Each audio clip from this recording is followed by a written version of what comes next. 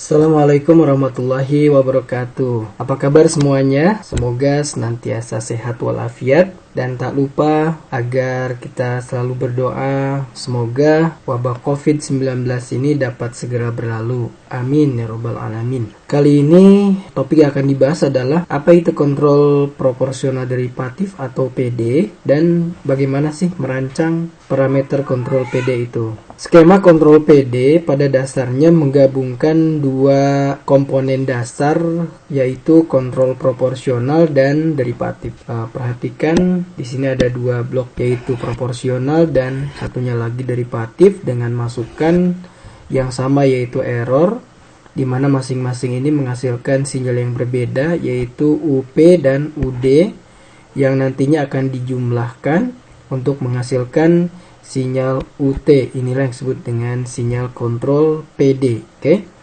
Nah, dari skema tersebut dapat kita tuliskan persamaan untuk UT adalah UP ditambah dengan UD. Oke. Dan kita tahu bahwa UP sendiri itu nilainya adalah KP dikalikan sinyal masukan. Jadi saya bisa tuliskan kembali untuk UT adalah KP dikalikan dengan error. Demikian juga yang diferensial ya. Jadi KD diferensial dari sinyal masukan. Ya, masukannya error ya udah terhadap waktu. Oke, diferensial E terhadap waktu. Nah, seperti biasa kita ingin mengetahui bagaimana bentuk fungsi transfer dari suatu controller ya. Transformasi Laplace untuk persamaan ini dan kita peroleh fungsi transfer G PD S adalah output per input yaitu KD S plus KP. Oke. Nah, S-nya dari mana? Tentu kita tahu S ini berasal dari transformasi Laplace untuk diferensial di mana kondisi awalnya sama dengan 0. Nah, atau pernyataan ini dapat kita sederhanakan lagi menjadi KP dikalikan dengan KD per KP S plus 1 ya. Nah, inilah persamaan yang kita cari, yaitu persamaan fungsi transfer untuk kontrol PD. Persamaan ini memiliki satu buah zero. Nah, posisinya di mana? Yaitu di S sama dengan minus KP per KD ya. Adakah pol di sini? Tentu dengan mudah kita bisa lihat tidak ada pol. Tentu hal ini berbeda dengan controller PI sebelumnya, di mana dia memiliki satu buah pol di S sama dengan 0 ya. Nah, di PD tidak ada seperti itu. Oke. Tentu dengan skema seperti ini hasilnya juga tentu akan berbeda. Oke. Nah, seperti biasa dalam desain kontrol, challenge-nya adalah berapakah parameter tersebut ya. Jadi berapa nilai KD, berapa nilai KP, itulah yang kita cari seperti itu. Dan ketika kita bertemu dengan kasus yang berbeda, hasilnya juga akan berbeda seperti itu ya. Nah, sebagai ilustrasi kita akan coba terapkan pada studi kasus sistem order 2 yang sederhana. Skemanya adalah seperti ini. Misalkan kita tetapkan kriterianya adalah kita menghindari adanya overshoot misalkan ya. Jadi di sini overshootnya sekecil mungkin ya, sekecil mungkin atau mungkin tidak ada gitu.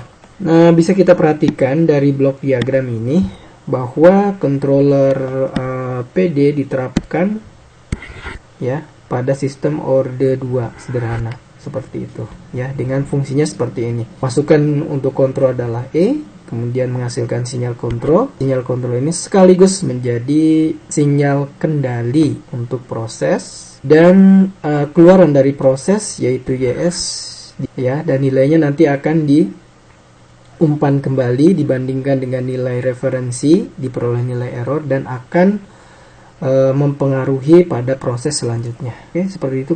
Fungsi transfer closed loop seperti ini dapat kita turunkan dengan mudah, yaitu dengan mengalihkan fungsi transfer dua blok ini yang disusun secara seri, kemudian dibagi dengan 1 plus kalian dari dua blok ini ya, sehingga kita peroleh, ini saya sudah buatkan.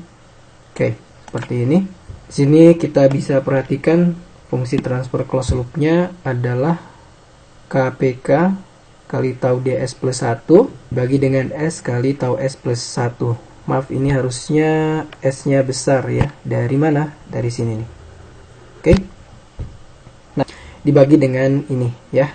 Nah, karena requirement-nya adalah overshoot sekecil mungkin atau tanpa lonjakan maksimum, berarti perancangannya dapat kita arahkan seolah-olah dia memiliki sifat-sifat orde 1 ya. Nah, untuk membuat persamaan ini menjadi sistem orde 1, kita dapat dekati dengan kasus khusus, yaitu tau D itu sama dengan tau waktu derivatifnya ya.